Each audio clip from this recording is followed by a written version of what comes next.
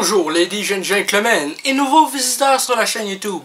Ici Mr Flamingo et bienvenue pour cette vidéo critique du film d'horreur Lorsque tombe la nuit. It Comes at Night est un film écrit et réalisé par Trey Edward Shults. Heureusement que j'ai Wikipédia parce que je me rappelais plus. Donc, It Comes at Night est un suspense ou un film d'horreur psychologique. Et honnêtement, si je m'attendais à mieux. Câlisse! C'est la semaine des films décevants ou quoi?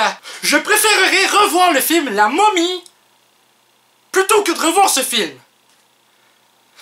L'histoire avait de quoi être intéressante, ok? Ça se passe dans un monde post-apocalyptique, si je peux dire, où il y a une infection qui affecte la population mondiale. Ça ne les transforme pas en zombies. Mais on sait pas quoi ça fait plus.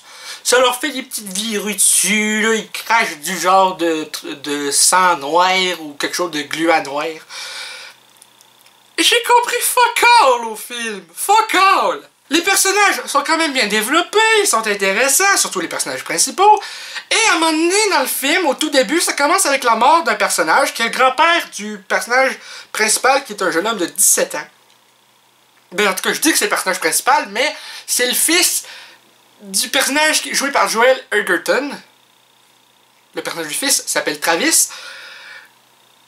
Il me semble que le personnage de Joel Edgerton s'appelle Paul. Mais je suis pas sûr. Je vais aller checker pour être sûr. Paul.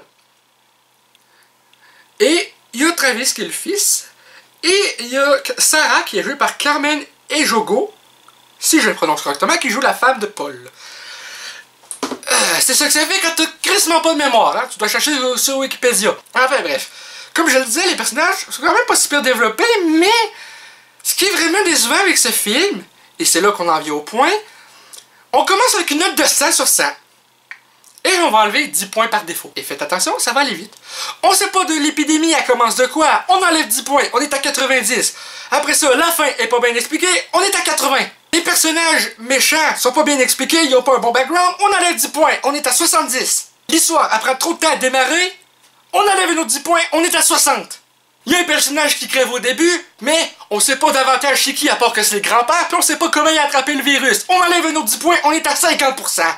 Puis j'enlève un autre 10 points parce que non seulement l'épidémie, on sait pas c'est quoi qui l'a commencé, mais en plus on sait pas s'il y a d'autres survivants ou si c'est juste dans quelle ville ça a commencé, on sait pas l'histoire est située dans quelle ville, c'est juste situé dans une colline de forêt tout le long du film, et j'ai crissement rien compris. Donc, je donne à ce film la note totale de 40 sur 100. Je sais que la critique était assez courte, mais je sais pas quoi dire de plus, merde. 40 sur 100, c'est la note que je lui donne parce que j'ai fuck all compris. Les personnages principaux avaient de l'air au début être super bien développés, mais plus que le film avance, plus qu'on se rend compte que le film, c'est un gros doigt d'honneur à tous les cinéphiles. J'aurais dû écouter la Angry Joe puis pas aller voir ce film-là. En tout cas, merci d'avoir écouté cette vidéo critique, même si c'était plus un Angry Rant sur It Comes at Night.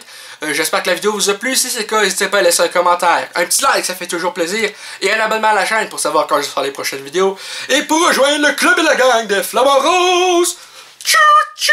Sur ce, Flamingo out. Ciao.